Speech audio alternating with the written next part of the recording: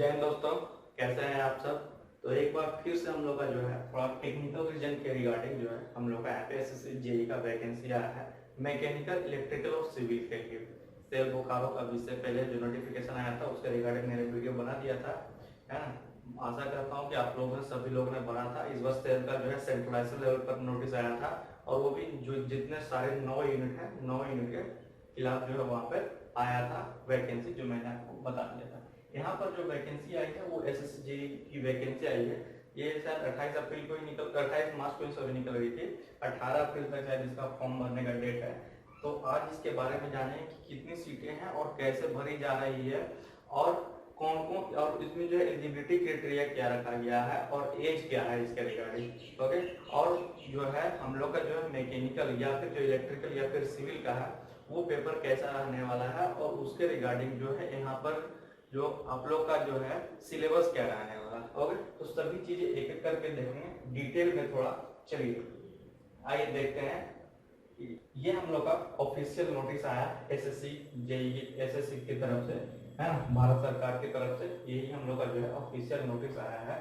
और यहाँ पर देखिए स्टार्टिंग में ही यहाँ पर फॉर्म भरने का डेट और किन किन के किस किस चीज के लिए ये है वो सब यहाँ पर मेंशन किया आपको, है ना। किसके लिए है तो ये है जूनियर इंजीनियर सिविल मैकेनिकल और इलेक्ट्रिकल के लिए 2024 का है ये। ठीक, पहले तो बात कर लेते हैं कब भरने का फॉर्म का डेट है और लास्ट डेट कब है इसका। तो date for submission of online application 28 March से, जैसा कि मैंने बोला, शुरू हो गया है और 18 अप्रैल तक ये भरा जाएगा। ओके, 18 मार्च से शुरू हो गया है और ये कब तक भरा जाएगा तो 18 अप्रैल तक भरा जाएगा। Okay, last date and time for receipt for online application receipt कब मिलेगा तो 18 अप्रैल तक ही मिलेगा, वो 23 आवर्स तक, मतलब रात के 11 बजे तक यहाँ पर आपको मिलने वाला है। Okay, date of window for application form correction and online payment of correction charges, है ना। ये अगर कुछ गलती रहता है ना, तो करेक्शन के लिए आपका नया एक विंडो खुलेगा। वो कब से कब तक है तो 22 अप्रैल से लेकर के 23 अप्रैल 2 दिन खुलने वाला है। यहाँ पर 23 बजे तक है, मतलब ये भी रात का 11 बजे तक है और इसका कुछ चार्जेस भी लगता है। Tentative schedule of computer based tentative schedule भी दे दिया गया यहाँ पर 4 जून से लेकर के 6 जून, मतलब 3 दिन के अंदर जो 4, 5, 6 के रिगार्डिंग जो है यहाँ पर जून में पेपर करवा लिया जाएगा। पेपर वन पास करने के बाद पेपर 2 का जो है वो आपका भी नहीं दिया गया टू बी नोटिफाइड लेटर। और अगर कुछ भी आपको अगर दिक्कत हो रहा है तो टोल फ्री नंबर पर यहाँ आप संपर्क कर सकते हैं। ओके, तो ये बात हो गई आप लोगों का जो है हम लोग का अप्लाइड ऑनलाइन का डेट कब था और लास्ट डेट कब है, वो चीज यहाँ पे सारी बातें दी गई है। ओके, अब आते हैं जरा हम लोग कि ये जो है इसमें जो है एलिजिबिलिटी क्राइटेरिया क्या क्या दिया गया है यहाँ पे।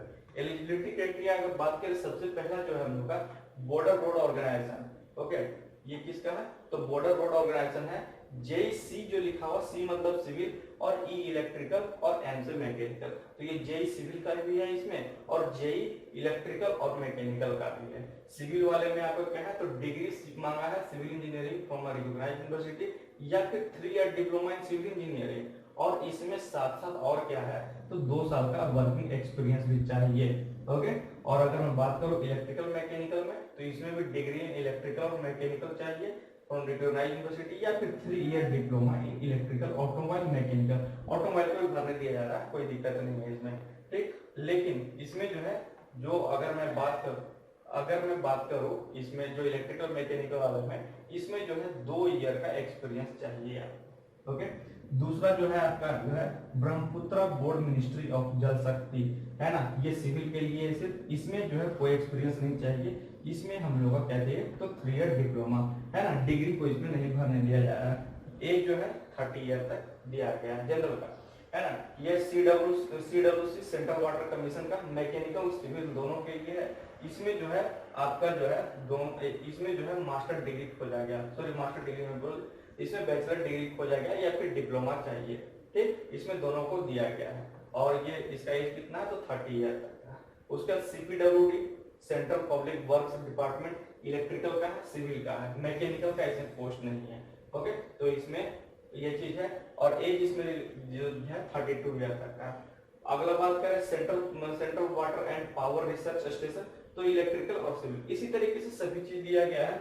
यहाँ शायद मुझे लगता है 9 पोस्ट होगी, है ना, 9 पोस्ट के रिगार्डिंग यहाँ पर जो वैकेंसी आई है। ठीक, एब्रिविएशन यूज जो भी यहाँ पर दिया गया क्या क्या है जो है शॉर्ट फॉर्म के रिगार्डिंग वो चीज है यहाँ पर। ठीक है, वैकेंसी की बात कर लेते हैं हम लोग। ठीक, ये हम लोग का वैकेंसी चार्ट दिया गया है कि कौन से पोस्ट पे कितनी सीटें हैं यहाँ पर। अगर मैं बात करूँ बॉर्डर बोर्ड ऑर्गेनाइजेशन के रिगार्डिंग सिविल वाले में देखें एससी का जो है यहाँ पर 76 पोस्ट है, एससी 76, एसटी 36, ओबी 136, ईडब्ल्यूएस 48, जनरल 142, टोटल 438। तो सिविल वाले में हम लोग ऐसे भी जानते हैं सिविल का हम लोग का इसमें जो है एसएससी का ज्यादा वैकेंसी आती है इलेक्ट्रिकल मैकेनिकल के अपेक्षा में। ओके, और अगर मैं बात करूँ इसी बॉर्डर बोर्ड ऑर्गेनाइजेशन में इलेक्ट्रिकल मैकेनिकल का तो हम लोग का टोटल 37 है, जनरल में 27, ईडब्ल्यूएस में 2, ओबीसी में नहीं है, एसटी में भी नहीं है और एससी में 8 है ना। तो इस तरीके से यहाँ पर 4 वैकेंसी दी गई है, सारे जो है उस हिसाब से आप लोग जो है प्रीफरेंस भी डालेंगे या फिर जहां आपको वर्क करने का मन है उसी हिसाब से प्रीफरेंस डालें, नहीं तो बाद में बहुत दिक्कत होता है रिजल्ट होने का। ओके, अब बात करते हैं कि पेपर 1 और पेपर 2 और फिर हम लोग का जो है सिलेक्शन क्राइटेरिया कैसे होने वाला है। ठीक, पहले क्या होता था, पहले डिस्क्रिप्टिव पूछा जाता था, लेकिन पिछले साल से क्या गया सिलेबस इन्होंने चेंज किया है ना, या फिर बोल सकते हैं कि सिलेक्शन क्राइटेरिया यहाँ पर चेंज किया गया है, वो देखते हैं। एक बार बताता हूँ आप लोगों को, जो पहले जो तैयारी कर रहे हैं उन लोगों को तो पता है, जो नए हैं सिर्फ उनके लिए मैं यहाँ पे बता दे रहा हूँ, शायद वो 27 नंबर पेज पर है ना। यहाँ पर अगर मैं एज के बारे में अगर बात करूँ एज रिलैक्सेशन के बारे में, तो एससी एसटी को जो है 5 ईयर का रिलैक्सेशन दिया जाता है, ओबीसी को 3 ईयर, पीडब्ल्यूडी वाले को 10 ईयर और PWD OBC 13 year, PWD SC ST 15 year, जो एक्स सर्विसमैन है 3 year after deduction of the from the actual as. ठीक, तो ये चीज यहाँ पर जो है, और ये डिफेंस वाला भी है 3 ईयर और डिफेंस पर्सनल डिजेबल्ड जो है वो उनका जो है 8 ईयर का है। ठीक, तो ये चीजें यहाँ पर है। अब मैं बात कर लेता हूँ जरा इसमें, आइए देखते हैं। पेज नंबर 10 चल रहा है, पेज नंबर 27 पर है। और बाकी जिनको तैयारी करना है आरएस कुर्मी का जो है ऑब्जेक्टिव क्वेश्चन का पूरा डिस्कशन मेरे चैनल पे अवेलेबल है ना। ऑब्जेक्टिव पूरा मैंने डिस्कस कर दिया। अभी मैं उसमें जो है आरके जेन भी शुरू करने वाला हूँ और उसमें प्रीवियस ईयर क्वेश्चंस भी उसमें मैं करवाऊंगा। देखिए यहाँ पर मोड ऑफ एग्जामिनेशन देखिए, यहाँ पर पेपर 1 और पेपर 2 के रिगार्डिंग। ये पेपर 1 है, पेपर 1 में पहला जो है सीबीटी, दोनों सीबीटी ही है ना, कंप्यूटर बेस्ड टेस्ट एग्जामिनेशन है ना। पहला जो है पेपर 1 में रहेगा क्या, जनरल इंटेलिजेंस और रीजनिंग रहने वाला है, जनरल अवेयरनेस रहने वाला है। ठीक, ये हो गया हम लोग का, ये हम लोग का हो गया जो है बोल सकते हैं सभी का जो है कॉमन रहने वाला है। ठीक, और इसके अंतर्गत इसके रिगार्डिंग जो है पार्ट ए, पार्ट बी और पार्ट सी है। पार्ट ए आपका सिविल के लिए है, पार्ट बी इलेक्ट्रिकल के लिए, पार्ट सी आपका जो है मैकेनिकल के लिए। ओके, तो ये चीजें यहाँ पर, तो यहाँ पर जो है अगर देखें तो जनरल इंटेलिजेंस और रीजनिंग 50 मार्क्स का रहता है, जनरल अवेयरनेस 50 मार्क्स का है, और ये जो है 100 मार्क्स का है अपना टेक्निकल का। टोटल 200 क्वेश्चन 200 मार्क्स का पहले भी होता था और अभी भी ये हो रहा है। ओके, तो ये चीज नहीं बदला है। पीटी जो है बोल सकते हैं पेपर 1 पहले की तरह ही होता है। ठीक, ये चीजें हो गई। चलिए अब बात करते हैं पेपर 2 के बारे में। पेपर 2 भी आपका कंप्यूटर बेस्ड एग्जामिनेशन है। इसमें क्या है, इसमें आपका सिर्फ टेक्निकल पूछा जाएगा, जहां सब्जेक्टिव होता था वहां सिर्फ ऑब्जेक्टिव यहाँ पे पूछा जाएगा। लेकिन इसमें अगर मैं बात करूँ, इसमें थोड़ा क्वेश्चन जो है थोड़ा बढ़िया तरीके के होते हैं, एडवांस लेवल के। ठीक, तो ये 100 क्वेश्चन रहेगा, लेकिन 3-3 मार्क्स का रहता है, मतलब कि 300 मार्क्स का आपका रहने वाला है। ठीक, जो स्ट्रीम से आप हैं उसी से रिलेटेड आपका जो है क्वेश्चन पूछा जाने वाला है यहाँ पर। ओके, ये चीज है यहाँ पर, ये हो गया। इसमें जो है आपको 2 आवर मिलेगा। ठीक, अब चलिए आपको अब अगर मैं बात करूँ यहाँ पर, ये आपका सिलेबस दिया हुआ पूरा है ना। सिलेबस क्या मतलब पूरा पढ़ना ही आपको, उसके लिए टेंशन नहीं है।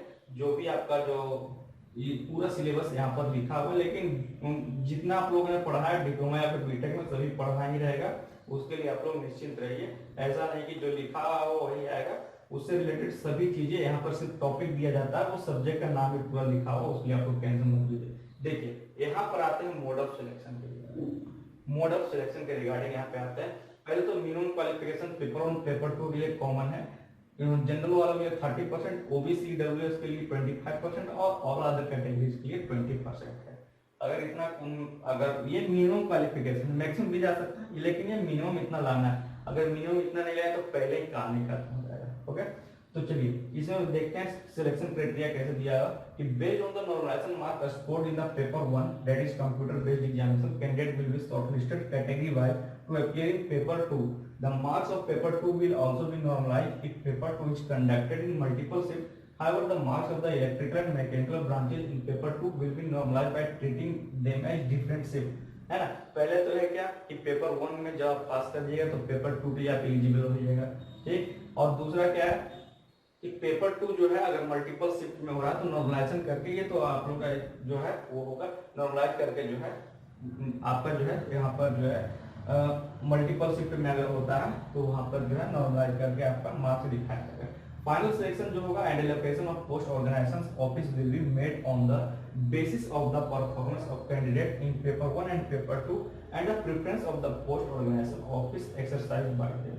फाइनल सिलेक्शन और एलोकेशन जो भी पोस्ट का होगा वो पेपर 1 और पेपर 2 दोनों के जरिए होगा, ठीक। और क्या है इसमें, और क्या आपने पोस्ट ऑफ प्रेफरेंस सिलेक्ट किया है, क्या ऑर्गेनाइजेशन सिलेक्ट किया है ना, उस पर भी आपका डिपेंड करेगा। जो फाइनल अलॉटमेंट है पोस्ट का वो किसके बेसिस पे होगा, तो merit come preference of the post department given by the candidate. जो भी आप भरेंगे वो इसलिए मैं बोलता हूँ पोस्ट प्रेफरेंस तो आप बढ़िया तरीके से भरिए। कोई भी चीज हो, जैसे सेल में भी आ गया था पोस्ट प्रेफरेंस भरने के लिए, है ना, सेल यूनिट चुनने के लिए, यहाँ भी हर एक बार दिया जाता है ना। रेलवे में हमेशा मैं बोलता हूँ कि जोन हमेशा बढ़िया से चुनिए, है ना, नहीं तो फिर वहाँ पे दिक्कतें आ जाती है लोगों को, है ना, कि अगर वो जोन में लेता तो ये हो जाता है, ये जोन में लेता तो वो हो जाता है, ठीक। तो वो सब के लिए टेंशन नहीं लीजिए, पहले आप जो है पोस्ट प्रेफरेंस अच्छे तरीके से भरिए, जो आपको बढ़िया लगता है वो भरिए, है ना, या फिर जहाँ ज्यादा सीटें पहले वो डाल लीजिए, या फिर जो घर के नजदीक है वो डाल लीजिए, अपने हिसाब से वो आप पोस्ट प्रेफरेंस सिलेक्ट कीजिए, नहीं तो बाद में क्या पछताना पड़े। ओके, तो ये चीजें यहाँ पर थी एसएससी के रिगार्डिंग। तो जो फॉर्म जो जल्दी फिलअप कर दीजिए और तैयारी में लग जाइए, क्योंकि इस साल जो है बहुत महत्वपूर्ण होने वाला है ना, गवर्नमेंट नौकरी के रिगार्डिंग, क्योंकि जो है 5 साल के बाद वैकेंसी यहाँ पे आई है और लगातार जो वैकेंसी आ ही रही है। तो इस बार जो है एक सीट जो है अपना पक्का कर लीजिए, ताकि आपको जो है आगे जो है और मुश्किल का सामना ना करना पड़े।